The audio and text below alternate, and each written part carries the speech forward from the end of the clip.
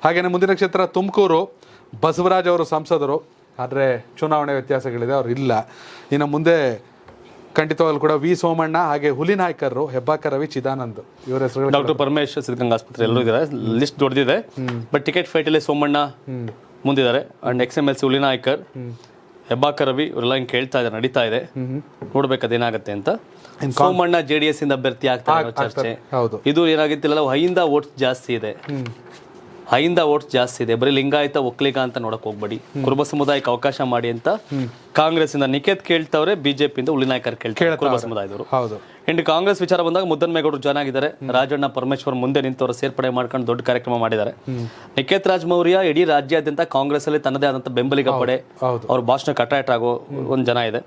ಭಾರತಿ ಶ್ರೀನಿವಾಸ್, ಗುಬ್ಬಿ ಶ್ರೀನಿವಾಸ್ ಅವರ ಪತ್ನಿ, and Sanjay Jayachandra, TB Jayachandra ಅವ್ರ ಮಗ. ಬಟ್ ಇಲ್ಲಿ ಮುದ್ದನ್ಮೇಗೌಡರು ಮತ್ತೆ ಭಾರತಿ ಶ್ರೀನಿವಾಸ್ ಪೊಲಿಟಿಕಲಿ ಸ್ಟ್ರಾಂಗ್ ಅನ್ನೋ ಕಾರಣಕ್ಕೆ ಹೆಸರು ಚಾಲ್ತಿ ನಡೀತಾ ಇದೆ.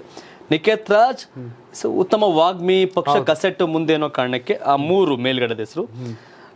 ಇನ್ನು ಸೋಮಣ್ಣ ವರ್ಸಸ್ ಹುಲಿನಾಯ್ಕರ್, ಡಾರ್ಕ್ ಆರ್ಸರ್, ಹೆಬ್ಬಾಕ ರವಿ, ಚಿದಾನಂದ, ಡಾಕ್ಟರ್ ಪರಮೇಶ್ವರ ಬರ್ಬೋದು. ಬಿಜೆಪಿ ಮತ್ತೆ NDA ಮತ್ತೆ ಕಾಂಗ್ರೆಸ್ ಅಲ್ಲಿ ಗೊಂದಲಗಳಿದೆ. ಟಿಕೆಟ್ ಘೋಷಣೆ ಆಗೋವರೆಗೂ ಈ ಗೊಂದಲ ತುಮಕೂರು ಮುಂದುವರಿಯುತ್ತೆ. ಬಟ್ ತುಮಕೂರಲ್ಲಿ ನರೇಂದ್ರ ಮೋದಿ ಅಲೆ ಇದ್ದಾಗಲೂ ಮುದ್ದನ್ಮೇಗೌಡರು ಕಾಂಗ್ರೆಸ್ ಗೆದ್ದಿದ್ರು 2014. ಸೊ ತುಮಕೂರು ಲೋಕಸಭಾ ಕ್ಷೇತ್ರ ಬಿಜೆಪಿಗೆ, ಕಾಂಗ್ರೆಸ್ಗಿಂತ ಒಂದ್ ಕೈ ಬಿಜೆಪಿಗೆ ಒಲ್ದಿರೋ ಇತಿಹಾಸ ಜಾಸ್ತಿ ಇದೆ.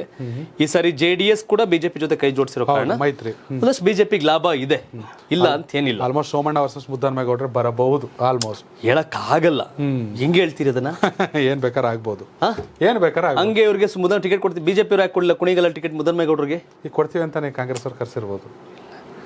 ನಡೀತಿದೆ ಇನ್ನು, ನೋಡೋಣ. ಎಸ್ ವೀಕ್ಷಕರೇ, ತುಮಕೂರು ಸಂಸದರು ಯಾರಾಗಬೇಕನ್ನ ಕಾಮೆಂಟ್ ಮಾಡಿ.